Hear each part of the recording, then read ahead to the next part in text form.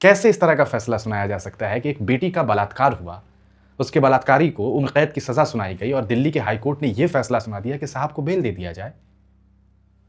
जिसे उम्र कैद की सजा सुनाई गई है, जो कन्विक्टेड है, उसके साथ ये सलूक। वहां सोनम वांगचुक, आप जानते हैं, साइंटिस्ट है, उन्हें जेल में बंद करके रखा। वो उनकी रिहाई का रास्ता नहीं है। उमर खालिद, एक नौजवान लड़का 5 साल से प्लस समय से जेल में बंद है, उनकी सुनवाई का वक्त नहीं है। बलात्कारियों को पिकनिक मनाने का मौका क्यों दिया जा रहा है?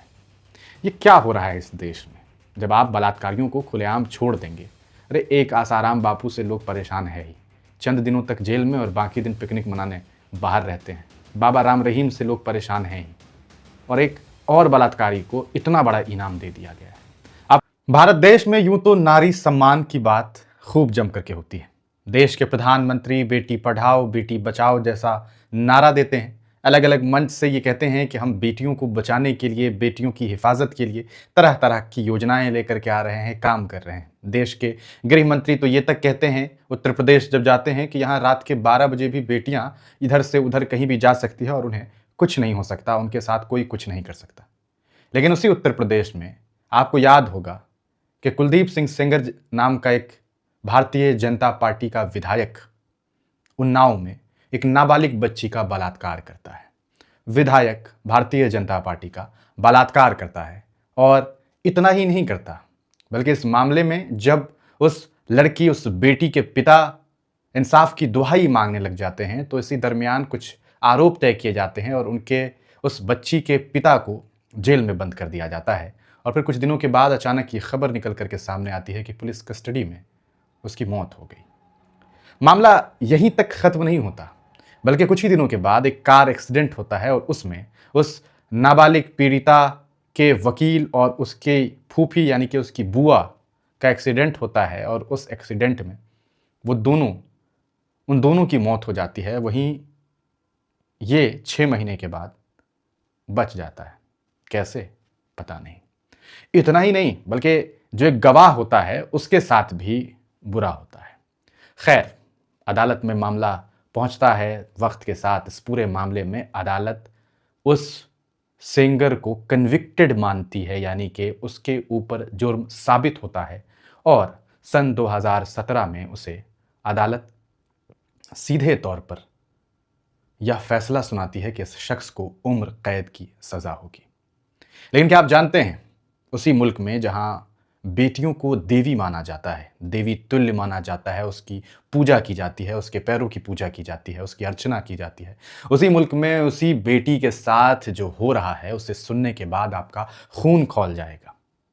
कुलदीप सिंह सेंगर, जिसने बलात्कार किया, जिसे उम्र कैद की सजा मिली, आज उसको लेकर के दिल्ली की अदालत ने एक अजीबो गरीब फैसला सुनाया है।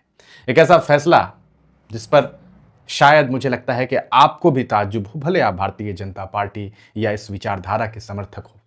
फैसला ये आया है कि उस इंसान की उम्र कैद की सज़ा को निलंबित कर दिया गया है और उसे अब बेल मिलेगी और वो जेल से बाहर आएगा। और सबसे चौंकाने वाली बात यह है कि उसके ऊपर कुछ शर्त दिए गए हैं।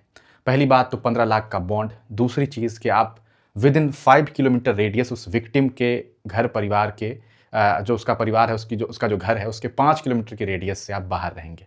आप विक्टिम को धमकाएंगे नहीं। आप पासपोर्ट जो है वो कोर्ट को जमा कर देंगे। आप दिल्ली में रहेंगे। आपको आपकी ये जिम्मेदारी बनती है कि आप हर मंडे पेशी पे आएंगे। ये भाई, बलात्कारियों को पिकनिक मनाने का मौका क्यों दिया जा रहा है? ये क्या हो रहा है इस देश में, जब आप बलात्कारियों को खुलेआम छोड़ देंगे? अरे एक आसाराम बापू से लोग परेशान है ही, चंद दिनों तक जेल में और बाकी दिन पिकनिक मनाने बाहर रहते हैं। बाबा राम रहीम से लोग परेशान हैं ही, और एक और बलात्कारी को इतना बड़ा इनाम दे दिया गया है। आपको मालूम है इस खबर के बाद उस बेटी पर क्या गुजरी? वो बेटी दिल्ली में इस सर्द शाम में, इस सर्द रात में प्रोटेस्ट कर रही थी, तो उसे पुलिस वालों ने ऐसे उठाया है जिसे देखने के बाद आपको लगेगा कि न जाने कौन सी अपराधी है, न जाने क्या जुर्म किया है। माननीय न्यायालय के जज साहब का ये फैसला वाकईतन अफसोसजनक है, चिंताजनक है, परेशान करने वाला है। आपको बताते चले, इस मामले में जो चीज़ें खुल करके सामने आई है वो भी हम आपको बता दें। 15 लाख की बॉन्ड की बात हमने आपको बताई है। ये सोचने वाली बात है कि कोई बेटी जिसका बलात्कार हुआ हो उसको लेकर के इस तरह का फैसला आना, उसके आरोपी को लेकर के, ये एकदम से मतलब लग रहा है कि पता नहीं क्या है, किस तरह का फैसला ये सुनाया गया है। जो बार एंड बेंच के द्वारा जो चीज़ें साझा की गई उसमें जो बातें बताई गई है कि सुब्रमण्यम प्रसाद हैं जज साहब, उनकी बेंच ने ये ऑर्डर दिया है, he should not come with in 5 kilometre radius of the victim and should stay in Delhi. उन्हें दिल्ली में रहना होगा, मैंने आपको पहले ही बताया। उन्हें धमकाना नहीं है, he should deposit his passport with the trial court में पासपोर्ट जमा करना होगा, रिपोर्ट करना होगा उन्हें पुलिस को एवरी संडे को। Violation of any condition would lead to cancellation of bail. अब क्या कहा जाए, कोई शब्द नहीं है। आज वो बच्ची ये कह रही है कि मेरा दिल चाहता है कि खुदकुशी कर लूँ, मेरे परिवार के लोग परेशान हैं, मेरे 2 छोटे बच्चे हैं, मेरा पति है, और ये सब देख करके क्या मतलब किस तरह के लोग हैं यार।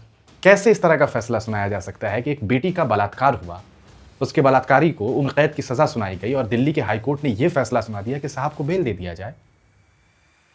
जिसे उम्र कैद की सज़ा सुनाई गई है, जो कन्विक्टेड है, उसके साथ ये सलूक। वहाँ सोनम वांगचुक, आप जानते हैं साइंटिस्ट है, उन्हें जेल में बंद करके रखा, वो उनकी रिहाई का रास्ता नहीं है। उमर खालिद, एक नौजवान लड़का 5 साल से प्लस समय से जेल में बंद है, उनकी सुनवाई का वक्त नहीं है।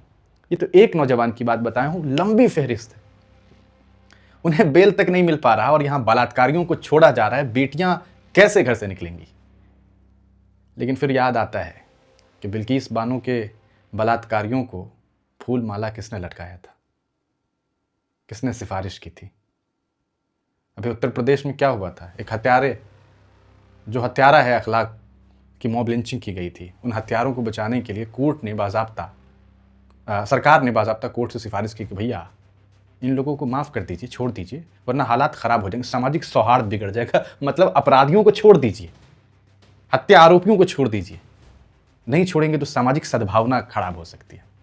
हालांकि सूचना मिली है कि कोर्ट ने इस चीज़ को कम से कम रिजेक्ट किया है। आप इस पूरे प्रकरण को किस तरीके से देखते हैं, अपनी राय कमेंट सेक्शन में ज़रूर लिखिएगा।